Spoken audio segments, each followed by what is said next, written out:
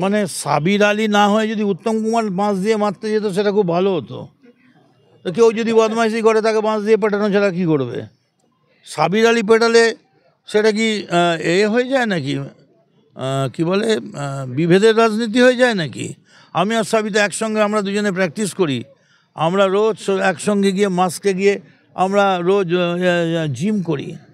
মনে রাখবেন, আমাদের এখানে বাংলায় হিন্দু না মুসলিম ওই জিজ্ঞাসে কোনজন, কাণ্ডারি বলো ডুবিছে মানুষ, সন্তান মোরমার, এটা কিচ্ছু নয়। এই যে কথাটা উঠেছে না, সাবির মেরেছে। কে মেরেছে? সাবির মেরেছে। সাবির একজন বাচ্চা ছেলে, যুবক, ছাত্র, রাজনীতি করে। তুই নোংরামি করেছিস, তোকে মেরেছে। তো সাবিরের জায়গায় তাহলে আমরা ঠিক আছে, এবার থেকে আমরা আবিরকে দিয়ে মারাবো, বারণ করে দেবো। একটা কথা বলি, আমি ঠিক সেই অর্থে তো এখন ছাত্র নই, আগে ছিলাম।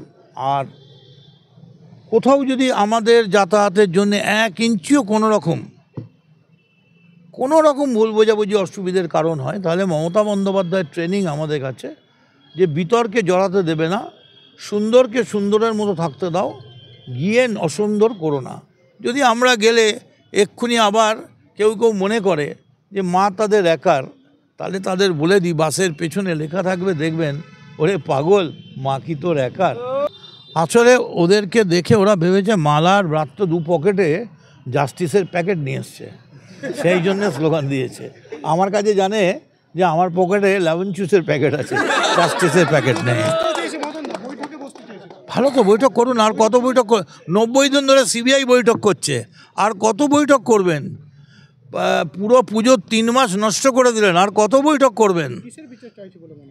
আমি তো বলতে পারবো না, তবে এইটুকুন আমি জানি যে তাদের মা বাবা ফাঁসি চাইছেন না, অথচ তারাই বলেছিলেন আমরা ফাঁসি চাই। ফলে কিসের বিচার চাইছেন ওদের জিজ্ঞেস করুন। এখন দেখুন, যে যারা বিক্ষোভ করছিল তাদের মধ্যে মহিলা ছিল কিনা আমি জানি না, তবে তাদেরকে যদি ধর্ষণ করার কথা কেউ বলে থাকে, সেই ধর্ষণটা কে বলেছে না বলেছে আমি এইটুকুনি জানি না। তবে ধর্ষণটা তো নিশ্চয়ই অন্যায়, যদিও কোর্টের অভিযোগ, তবেও যদিও কোর্টের আছে যে যদি পরস্পর অনুমতি নিয়ে করে তাহলে সেটা আইনের পক্ষে পড়বে, আইনের বিরুদ্ধে। কিছু যদি না মনে করেন, ছাত্রছাত্রীরা যদি তাদের স্বভূমিকায় থাকতো, তাহলে মেটাতে তো 1 মিনিট লাগে না, ম্যাক্সিমাম 1 মিনিট কানে কানে কথা বললেই মিটে যায়। যেমন সিঙ্গুরে এসেছিল মমতা ব্যানার্জিকে তুলে দেওয়ার, আমরা গিয়ে কানে কানে কথা বললাম। কিন্তু আমাদের ছাত্রছাত্রীরা, সত্যি বলছি, ওদের থেকে শেখার আছে। ধৈর্য, সংযম, তার পরীক্ষা দিচ্ছে বারবার। তারা বলছে তুমি মহারাজ সাধু হলে আজ, আমি আর চোর বটে। তুমি তো আমাদের শিক্ষক, তুমি আমাদের শেখাবে।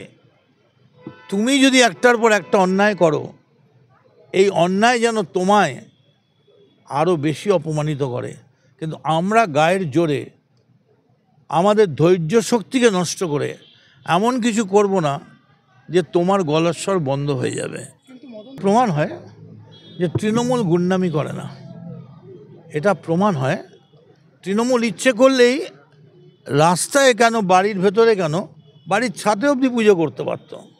যদি তৃণমূল মনে করতো, প্রিন্সিপালের ঘরে পুজো করতে পারত। কিন্তু তৃণমূল বলেছে যে তুমি অসভ্য, তাই ইতর আচরণ করে রাস্তায় পুজোকে নাবিল দে। ভুলে গেলে কাকে পায়ের তলায় রাস্তায় নামাচ্ছ? নিজের মাকে, সরস্বতী দেবীকে, যার শিক্ষায় তুমি আজকে প্রিন্সিপাল হয়ে বসে আছো। তাই তিনি অসভ্যতা করলেও আমরা আমার মাকে অপমান করতে পারবো না। দরকার হলে আমরা আমাদের পিঠ পেতে দেবো, আমাদের পিঠগুলো হবে মঞ্চ, তার উপরে মাকে বসিয়ে আমরা পুজো করব।